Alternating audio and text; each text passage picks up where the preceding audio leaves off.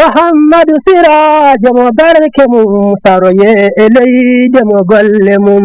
جالي إنو كريد مم يدي الله نيوك أحمدا يو حالما كو الله تن ونقل ما كو سنة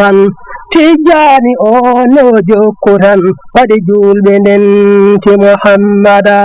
أرمانتم كيلو جم نيالغو altine annabi on woni burnaɗo billahi burna bismillahir rahmanir rahim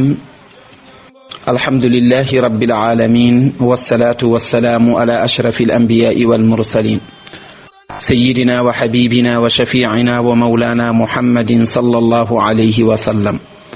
ورضي الله عن سيدنا ووصيلتنا إلى ربنا مولانا أحمد تجان وعن خلفائه ومقدميه bandiraɓe julɓe caggal yettude allah polɗo tagore mum birniɗo ga guite muɗumen kono kadi ko ceediɗo kala golle mumen ko julde e ɓurɗo ɓurnaɗo windere jibinaɗo ko alyatim neha ko baayo sagotini ko gaynako julanke ala foof nde meeɗi jangude wonti jangguinowo anduɓe yo welede allah e yurmede mum ndumo e annabi sallallahu alayhi wa sallam ndumo e yimɓe galle makko e sahabaɓe makko e dendagal rewiniɓe laabi pocciɗi ila yawmiddin e ñaguima allah tabaraka wa ta'ala yo ɓeydu welede makko e ceerno men Cheikh Tidiane radiyallahu ta'ala anhu ko noonne kadi e khalifaɓe mum e qaddameɓe muɗum kala en juurima en calmini en juurima ɓen ɓe ganduɗa ko jinnaɓe meɗen e seeremɓe men khalifaɓe meɗen en juurima ɓe kamɓe kala ɗum noon bandiraɓe musidɓe tedduɓe yewtere meɗen hande ko sira annabi sallallahu alayhi wa sallam taw ko ñalama garwanijo e nden ɗon yewtere nde ganduɗa eɗen yaada e muɗum e guiɗo meɗen musidɗo men Ousmane Camara ɗo e radio men Daka FM inchallahu ta'ala ko ardi kala eɗen panditi rewrude ɗum Allah e jokkorade ɗum Allah e ballorade ɗum Allah ko noonne kadi e wadde baraji ɗi hadiya nelaɗo Allah sallallahu alayhi wa sallam ko ngam yidde addude walare muɗum no kewɗen ni wiide e diine islam ngam yewtira ɗum nde wonno haala ka ganduɗa haalate e mum ko Allah haalate e mum ko nelaɗo Allah sallallahu alayhi wa sallam ko haala natoka e noppi julɓe malaɓe kono kadi heddo e ɓerɗe julɓe malaɓe hani terɗe muɗum en mbawa suftude ko wiyete ko ñemtindemo kanko nelaɗo Allah sallallahu alayhi wa sallam ene moƴƴi noon ko adi eɗen ngara e jibinedemo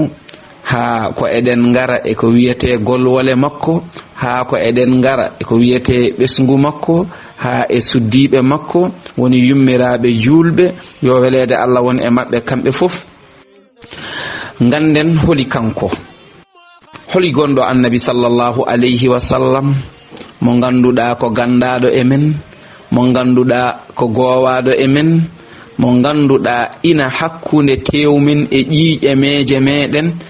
daiman eɗen nana ɗum ɗo dow less funnage e hirnage e rewo e worgo sikki ala nelaɗo Allah sallallahu alayhi wa sallam ko yurmede Allah هو رحمة الله تعالى التي أرسلها للناس أجمعين هو النور الذي بدد الله به ظلام الشرك والظلم الذي عاشت فيه البشرية طوال سنين أشرف الخلق نسبا وأعظمهم مكانة وأعلاهم قدرا وأرعفهم قلبا وأصفاهم نفسا هو رحمة الله تعالى للعالمين سيرته هداية للحيارى والتائهين اشتاق إلينا ولم يرنا فنشهدك يا ربنا أننا اشتقنا إليه صلى الله عليه وسلم فارزقنا الصير على سنته ولا تحرمنا يوم القيامة شرف صحبته ولا كرامة شفاعته bandiraɓe julɓe nelaɗo men sallallahu alayhi wa sallam holi kanko e raɓɓiɗinade e haalde kadi fodde ko ɗemɗe men ina mbawa rewde e muɗum e fodde famamuye meɗen ko eɗen ganda holi nelaɗo taw ko adi wiide en o jibinama walla haalde jinnaɓe makko ha e ɓesgu makko ha e golwole makko kanko nelaɗo Allah e ha ɓe o wurduno sikki ala ko kanko woni yurmede nde ganduɗa Allah neldi dendagal windere nde fof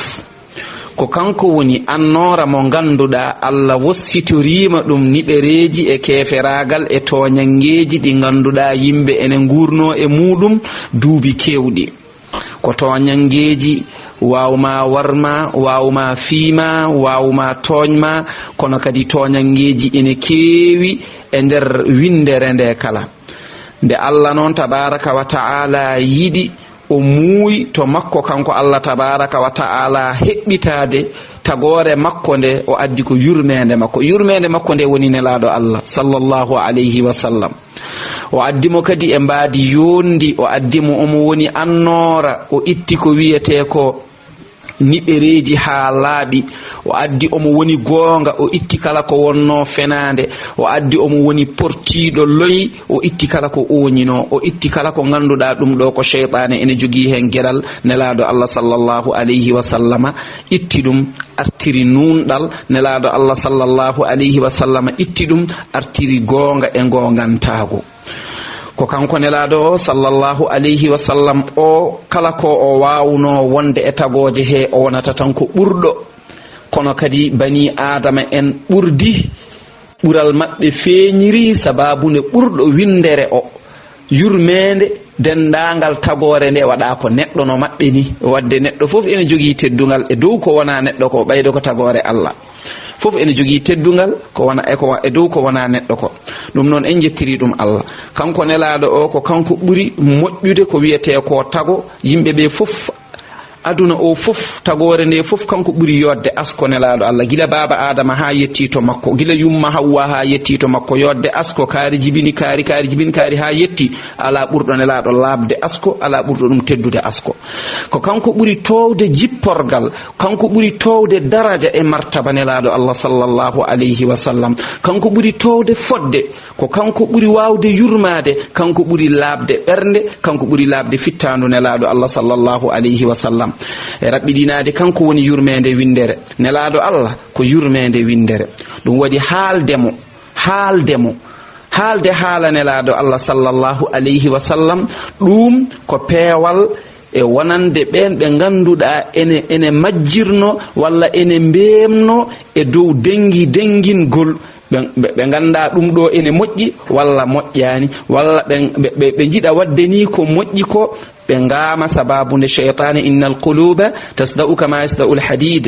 qila wama jila'uha ya rasulallah qala